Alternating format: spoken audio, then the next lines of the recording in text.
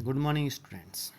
Good morning, students. Welcome to online study of maths and today's तो students जो आपका maths का work है इसमें आज हम आपको एक्सरसाइज 1.3 कराएंगे और इसके भी स्टार्टिंग के 4 क्वेश्चंस ही बताएंगे। ठीक है, उन्हीं की पिक आपको भेजी जा रही है।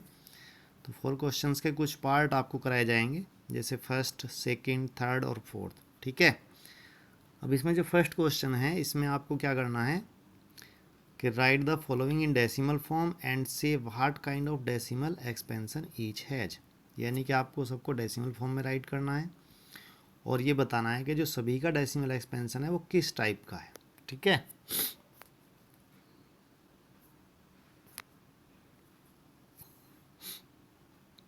तो in the first questions we are given the value 36 upon 100।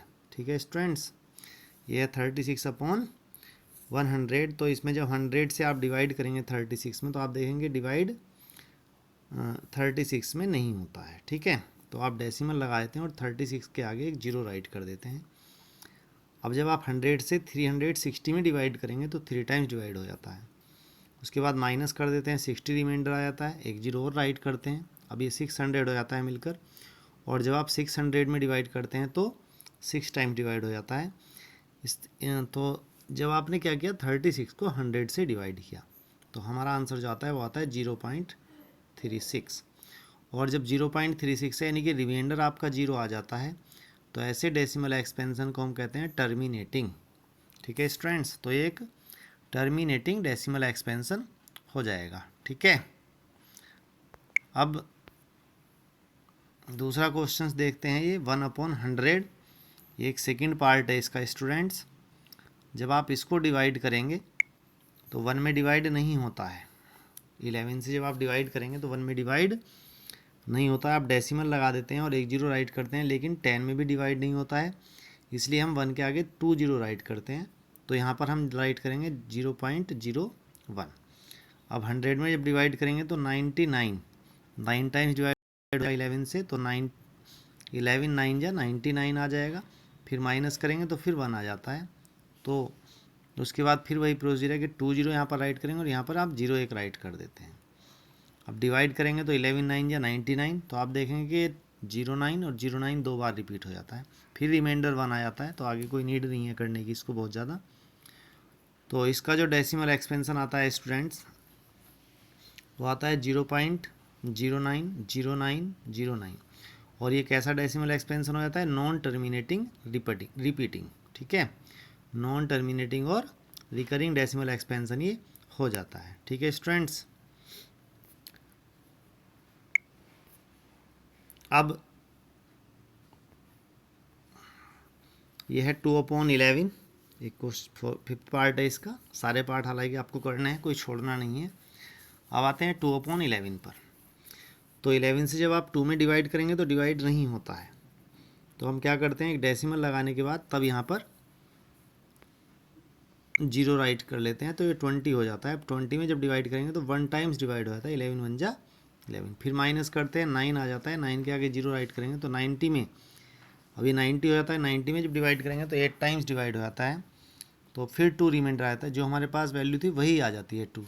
तो हम आगे अगर डिवाइड करते हैं तो फिर वही 18 आ जाएगा, यानी कि इसमें भी क्या होगा 18 18 रिपीट होता रहेगा और लास्ट में फिर 2 रिमाइंडर आ जाता है।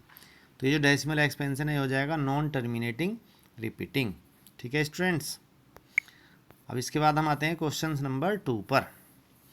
अब ये जो क्वेश्चन नंबर 2 है स्टूडेंट, इसमें हमें क्या गिवन है कि बहुत सारी वैल्यूज़ यहाँ पर 1/7 की वैल्यूज़ आपको गिवन है, जो है 0.142857 और इसके ऊपर बार लगा हुआ है। अब आपको 5/2/3/4/5/6/7 की वैल्यूज़ फाइंड करनी है। तो सबसे पहले हम 5/7 बताते हैं कैसे करेंगे। तो स्टूडेंट 5/7 को हम क्या राइट कर सकते हैं, 5 × 1/7। अब जब 5/7 है तो 1 तो सभी में होता है, तो 5/7 को आपने लिखा 5 × 1/7, और ये 1/7 की वैल्यू यहाँ पर है कितनी है, तो 1/7 की वैल्यू है स्टूडेंट्स 0.142857 बार तो इसकी 5 से मल्टीप्लाई कर देते हैं, और जब 5 से इसकी मल्टीप्लाई करेंगे तो आएगा 0.714285, ठीक है। और नेक्स्ट पार्ट है इसका, यह है 6/7। अब 6/7 में जब वैल्यू पुट करेंगे तो 6/7 को आप लिखेंगे 6 × 1/7, और ये हो जाएगा 6 × 0.142857, और इसके ऊपर बार भी आएगा, ठीक है स्टूडेंट्स। क्या आएगा इसके ऊपर बार, तो ये आ जाएगा 0. मल्टीप्लाई जब कर देंगे 6 की, अब मल्टीप्लाई करेंगे तो आएगा 0.857142, ठीक है। ये हमारा आंसर हो जाएगा। उसके बाद है क्वेश्चन नंबर 3। तो स्टूडेंट क्वेश्चन नंबर 3 में हमें सभी क्वेश्चंस को P/Q की फॉर्म में राइट करना है।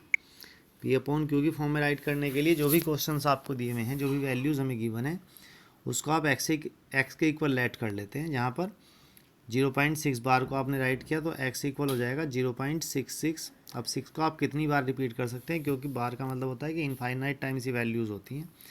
अब जितने डिजिट के ऊपर बार होता है, ये जो इक्वेशन फर्स्ट हमारे पास आएगी, जितने डिजिट के ऊपर बार होता है उतने ही 1 के आगे आपको 0 राइट करने होते हैं और मल्टीप्लाई कर देते हैं। जैसे यहाँ पर एक ही डिजिट के ऊपर बार है तो हम इसको 10 से मल्टीप्लाई करेंगे, तो ये हो जाएगा 10x = 6.66। अब इक्वेशन 2 में से इक्वेशन 1 को माइनस करेंगे, तो 10 में से तो हो जाएगा 1x माइनस, तो 9x हो जाएगा, और 6.66 में से 0.66 को माइनस करेंगे तो कितना आएगा, ये 6 आ जाएगा। तो इस तरह से x की वैल्यू आएगी 6/9 या 2/3, ठीक है स्टूडेंट्स।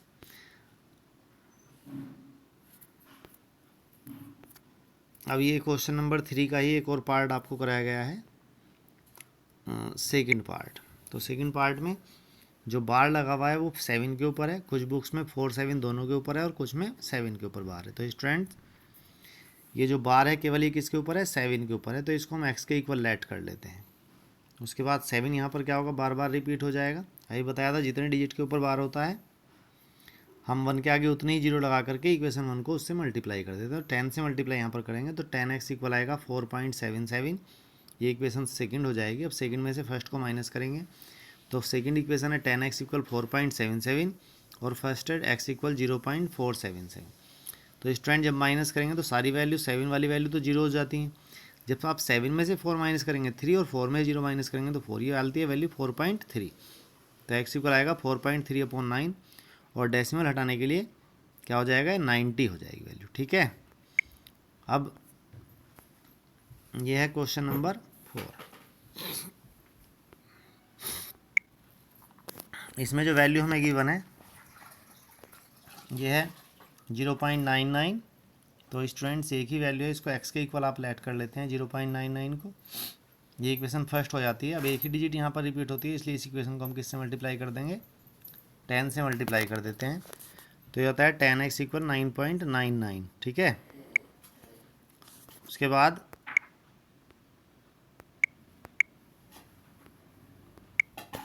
इक्वेशन सेकंड में से फर्स्ट को माइनस करेंगे तो 9x = 9 आ जाएगा, यानी x की वैल्यू कितनी आ जाती है स्टूडेंट्स, 1 आ जाती है।